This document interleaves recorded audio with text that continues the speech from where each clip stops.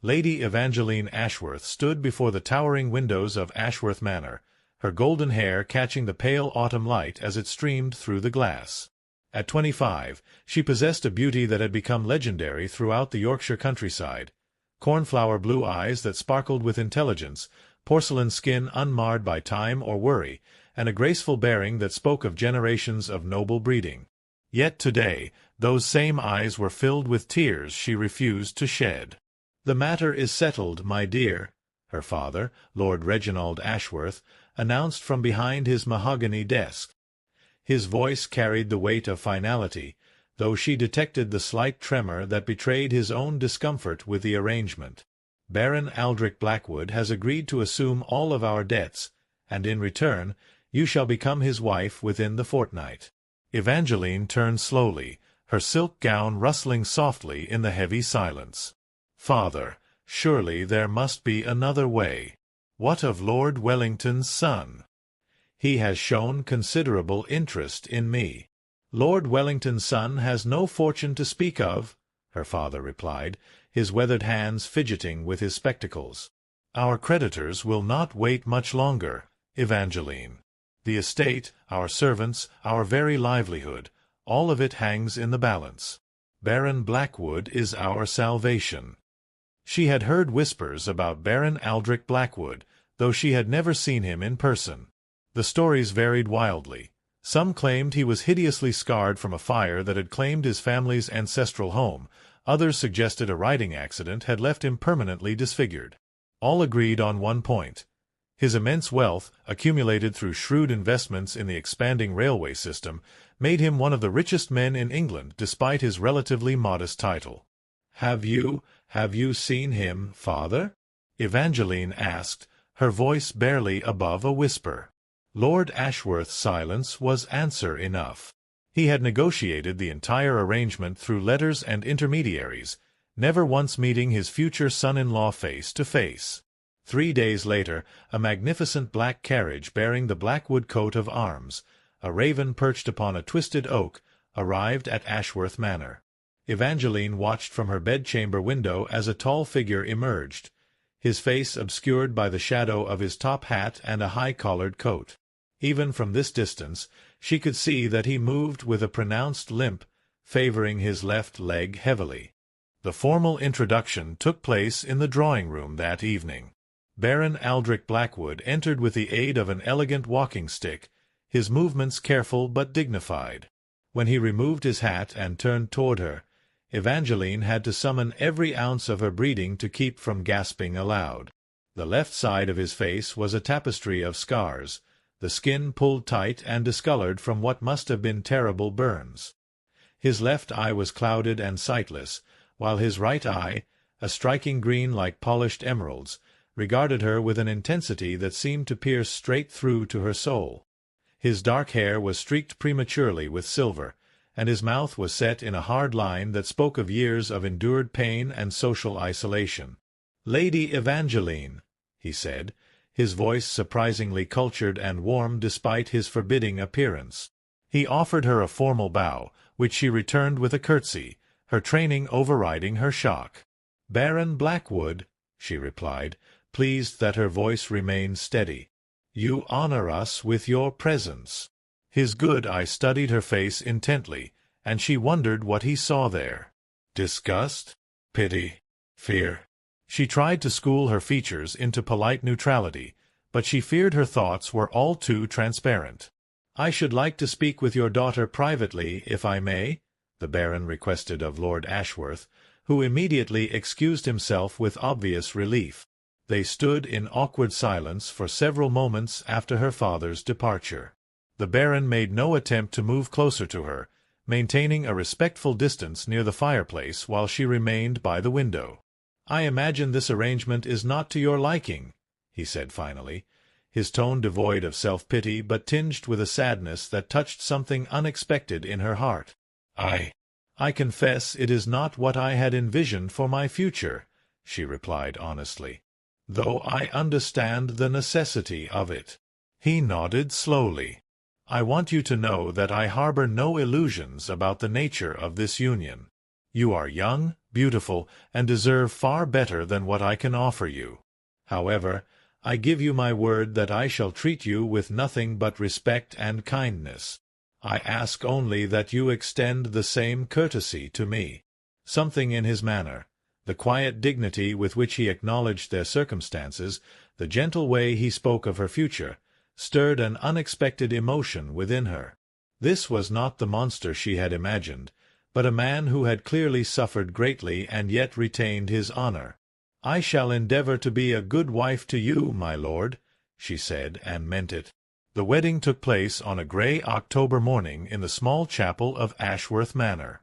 Evangeline wore her mother's ivory silk gown, altered to fit her slender frame, and carried a bouquet of late autumn roses from the manor's gardens.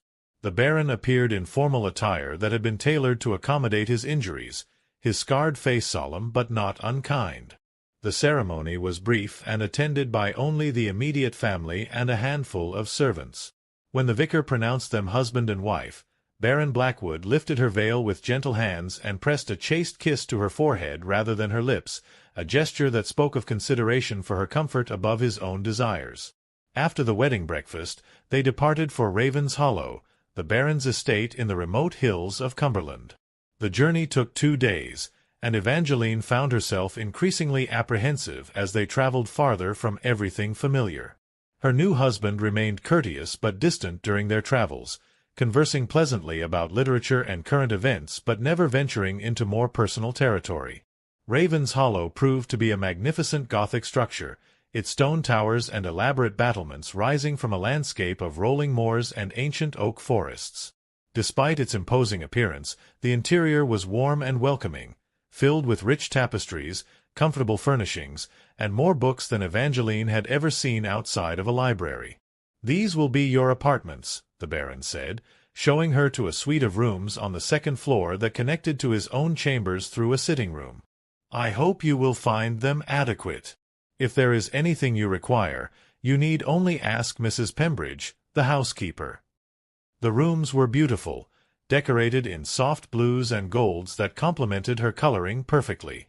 Fresh flowers adorned every surface, and a fire crackled merrily in the marble fireplace. It was clear that great care had been taken to ensure her comfort. "They are lovely," she said sincerely. "Thank you for your thoughtfulness." He inclined his head formally. "I shall leave you to rest and refresh yourself. We dine at 8, though if you prefer to take your meals in your room initially, I understand completely." "No," she said quickly, surprising herself with her response. "I should like to dine with you, if that is acceptable." For the first time since she had met him, she saw something that might have been a smile cross his features. "It would be my pleasure, Lady Blackwood." The formal use of her new title sent a strange thrill through her. She was no longer Lady Evangeline Ashworth, sheltered daughter of an impoverished lord. She was now the Baroness Blackwood, mistress of this grand estate and wife to one of England's wealthiest men. Their first dinner together was an elegant affair served in an intimate dining-room rather than the great hall she had expected. The Baron had changed into evening wear that somehow made his scars less noticeable, though she found herself stealing glances at him throughout the meal. "Tell me about your interests," he said over the soup course. "Your father mentioned that you are an accomplished pianist." "I do play, though I fear my accomplishments have been somewhat exaggerated," she replied modestly. "I also enjoy reading, particularly poetry and novels, though I know such pursuits are not always considered entirely proper for ladies. On the contrary, I find intelligence in women to be quite admirable," he said, his good eye brightening. "I have an extensive library here at Raven's Hollow. Please consider it at your complete disposal." The conversation flowed more easily than she had anticipated. The Baron was well educated and well travelled, with a dry wit that occasionally surfaced despite his reserved manner. She learned that he had spent several years on the continent after his accident, studying art and architecture in Italy and France. "What of your accident?" she found herself asking, then immediately colored with embarrassment. "Forgive me, that was terribly forward of me." He set down his wine-glass carefully, his expression growing distant. "There is no need to apologize. You are my wife. You have a right to know." He paused, seeming to gather himself. "It was a fire at our London townhouse when I was 22. My parents and younger sister were visiting at the time. I was the only survivor." The pain in his voice was unmistakable, and Evangeline felt her heart constrict with sympathy. "I am so sorry," she whispered. "How terrible for you to bear such loss." "The physical scars healed in time," he said quietly. "The other wounds, those have proven more persistent." Without thinking, she reached across the table and placed her hand gently over his. He started at the contact, looking down at their joined hands with an expression of wonder, as though he had forgotten what human kindness felt like. "You need not bear them alone any longer," she said softly. They sat in companionable silence for several moments before he carefully withdrew his hand, though not unkindly. "You are very generous, my lady. More generous than I have any right to expect." As the weeks passed, Evangeline found herself settling into a routine at Ravenshollow that was far more pleasant than she had dared hope. The Baron, Aldrich, as he had finally asked her to call him in private, proved to be a considerate and thoughtful husband. He made no demands upon her person, respecting the boundaries of their arranged marriage while still including her in the running of the estate and seeking her opinions on various matters. She discovered that he was a patron of several charitable organizations, quietly funding schools and hospitals throughout the region. His tenants spoke of him with genuine affection and respect, praising his fairness and generosity. Whatever bitter experiences had shaped him since his accident, they had not hardened his heart toward those less fortunate. "You are not what I expected," she told him one evening as they sat in the library, she with her embroidery and he with his correspondence. "I hope that is not too great a disappointment," he replied, looking up from his letters. "Quite the contrary," she said, meeting his gaze directly. "I expected—well, I suppose I expected someone cruel and demanding. Someone who would see me merely as an ornament he had purchased. And instead you find yourself married to a reclusive, scarred scholar with a limp," he said with self-deprecating humor. "I find myself married to a man of intelligence and kindness," she corrected gently. "A man who has shown me nothing but respect and consideration despite having every right to expect more from this arrangement." Something shifted in his expression, a vulnerability that he quickly tried to conceal. "Evangeline," he said softly, then seemed to catch himself. "Lady Blackwood." "Evangeline," she corrected. "We are married, Aldrich. Surely we can dispense with such formality in private." The sound of her name on his lips sent an unexpected warmth through her. Over the past month, she had found herself increasingly drawn to her enigmatic husband. His gentleness, his obvious intelligence, the way he moved through the world with quiet dignity despite the cruel hand fate had dealt him, all of it had begun to touch her heart in ways she had not anticipated. Winter settled over Ravenshollow like a heavy blanket, transforming the moors into a landscape of pristine white. The isolation that might have troubled her in the early days of her marriage now felt cozy and intimate. She had come to treasure their evenings together, whether they were reading in comfortable silence or engaging in the sort of deep conversations she had never been able to have with anyone else. "Do you regret it?" Aldrich asked one evening as they stood together at the great window in the library, watching snow fall in the lamplight. "Regret what?" she asked, though she suspected she knew what he meant. "This marriage. Being tied to someone like me when you could have had any man in England." She turned to face him fully, studying his profile in the flickering firelight. The scars that had once seemed so shocking to her had become simply part of who he was, no more notable than the color of his hair or the sound of his voice. "I regret that you were made to suffer as you have," she said quietly. "I regret that we came together under such circumstances, with no choice in the matter. But I do not regret being your wife, Aldrich. "Not any more." He turned to look at her then, his good eye searching her face intently. "You mean that?" "I do." The words came out more breathlessly than she had intended, but they were true. Somewhere in the quiet months of their marriage, her feelings toward him had transformed from duty to something far deeper and more complex. "Evangeline," he said, her name barely more than a whisper. His hand rose as though he might touch her face, then fell back to his side. "You don't know what you're saying. The laudanum I take for the pain, the nightmares that wake me screaming, the way people stare when we go into the village. You deserve so much better than a broken man like me." "You are not broken," she said firmly, surprising them both with the vehemence in her voice. "You are wounded, yes, but not broken. You have more honor and kindness in your scarred hands than most whole men possess in their entire beings." Before she could lose her courage, she stepped closer to him, close enough that she could see the flecks of gold in his green eye, close enough to feel the warmth radiating from his body. "May I?" she whispered, raising her hand toward his face. He went very still, hardly seeming to breathe as she gently traced the line of scars along his jaw with her fingertips.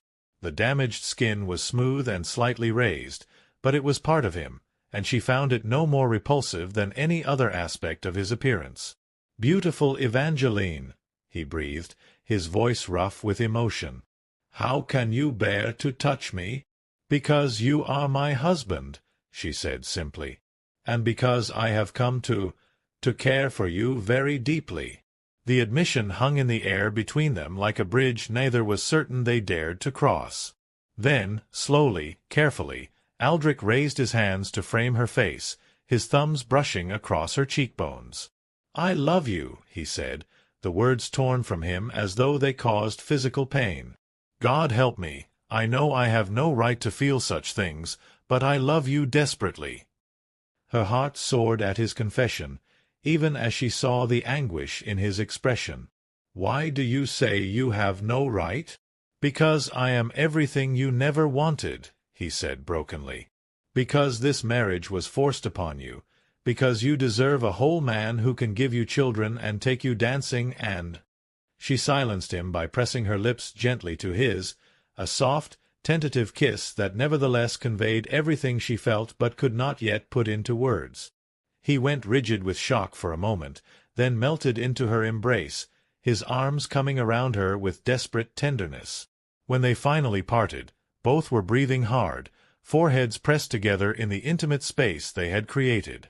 "I love you too," she whispered against his lips. "I know it makes no sense, I know it is not what either of us expected, but I love you, Aldrich Blackwood."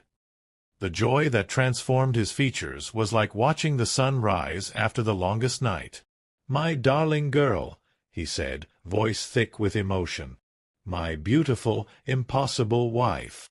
This time when he kissed her, it was with the hunger of a man who had been starving for affection, and she responded with equal passion, her hands fisting in his shirt as though she could pull him even closer to her heart. Their marriage transformed that night from one of mere convenience to one of genuine partnership and love. Evangeline moved into Aldrich's bedchamber, where they could hold each other through his nightmares and wake to shared kisses in the morning light. She learned to trace the scars on his chest and back with loving fingers, while he worshipped her body with a reverence that made her feel like the most precious thing in his world. Spring came early to Raven's Hollow that year, and with it a sense of renewal and hope that seemed to permeate the very stones of the ancient manor. Evangeline had never been happier, and the change in her had worked its own magic on her husband. His smiles came more easily now, his laughter rang through the halls, and the servants remarked quietly among themselves how their master seemed to have found peace at last. "I have something to tell you," Evangeline said one morning over breakfast, her cheeks flushed with excitement and nervousness in equal measure. Aldrich looked up from his correspondence, immediately attentive to the tone in her voice. "What is it, my love?" "I believe, that is, I think I may be with child." The letter in his hands fluttered to the floor as he stared at her in shock. "Are you certain?" "As certain as I can be without confirmation from a physician," she replied, her hand moving instinctively to her still flat stomach. "I had hoped. I know you said you could not give me children, but perhaps—" Her words were cut off as he swept her into his arms, spinning her around the breakfast-room while she laughed with delight. "A child," he said wonderingly, setting her gently back on her feet. "Our child. Are you pleased?" she asked, suddenly uncertain. They had never discussed the possibility seriously, and she realized she had no idea how he truly felt about the prospect of fatherhood. "Pleased." He cupped her face in his hands, his eye bright with unshed tears. "Evangeline, my darling, you have given me everything I never dared to dream of. A wife who loves me, a home filled with laughter, and now a child who will carry both our hearts into the future. How could I be anything but overcome with joy?" The physician confirmed what they both hoped, and Evangeline's pregnancy proceeded smoothly through the summer months. Aldrich was attentive to the point of distraction, insisting she rest more than necessary and fretting over every minor discomfort. She found his protectiveness endearing rather than oppressive, understanding that it came from a place of deep love rather than a desire to control her. "What shall we name the baby?" she asked one evening as they sat in the garden, her hand resting on her rounded belly while his covered it protectively. "If it is a boy, I should like to name him after my father, Edmund," Aldrich said thoughtfully. "And if it is a girl, perhaps Rose, after the flowers you carried on our wedding day?" "Rose Blackwood," she mused. "I like that very much." Their daughter was born on a crisp October morning exactly 1 year after their wedding day, her arrival coinciding with the anniversary of what had once seemed like the worst day of Evangeline's life. Rose proved to be a perfect baby with her mother's golden hair and her father's striking green eyes, though thankfully unmarred by any of the scars that had shaped her father's life. "She is beautiful," Aldrich whispered as he held his daughter for the first time, his scarred hands impossibly gentle as they supported her tiny form. "Just like her mother." "She has your eyes," Evangeline observed with a smile. "I hope she inherits your intelligence as well." "And your kind heart," he replied, pressing a soft kiss to the baby's forehead before carefully returning her to her mother's arms. As Evangeline watched her husband gaze at their daughter with wonder and adoration, she reflected on the strange twists of fate that had brought them together. What had begun as an arrangement born of desperation had blossomed into a love deeper and truer than anything she had ever imagined possible. The man the world saw as disfigured and pitiable had proven to be the most beautiful soul she had ever encountered. His scars told the story of his survival, his limping gait spoke of his determination to carry on despite pain, and his damaged eye had learned to see beauty where others saw only obligation. "I love you," she told him softly as they sat together in the warm glow of the firelight, their daughter sleeping peacefully between them. "And I love you, my darling wife," he replied, his voice rich with contentment. "More than I ever believed it was possible to love another person." Outside, the wind howled across the moors of Raven's Hollow, but inside the ancient manor, all was warmth and love and the promise of a future built not on convenience or necessity, but on the solid foundation of two hearts that had found their perfect match in the most unexpected of circumstances. Years later, when little Rose would ask about how her parents had met, Evangeline would tell her daughter about the power of looking beyond surface appearances to discover the true beauty that lies within. She would speak of how love can bloom in the most unlikely soil, and how the greatest treasures are often found in the most unexpected packages. But most importantly, she would tell Rose about the night she first touched her father's scars and felt not revulsion, but reverence for the strength and courage they represented. For it was in that moment that a marriage of convenience had transformed into a love story for the ages, proving that sometimes the most beautiful endings come from the most unlikely beginnings.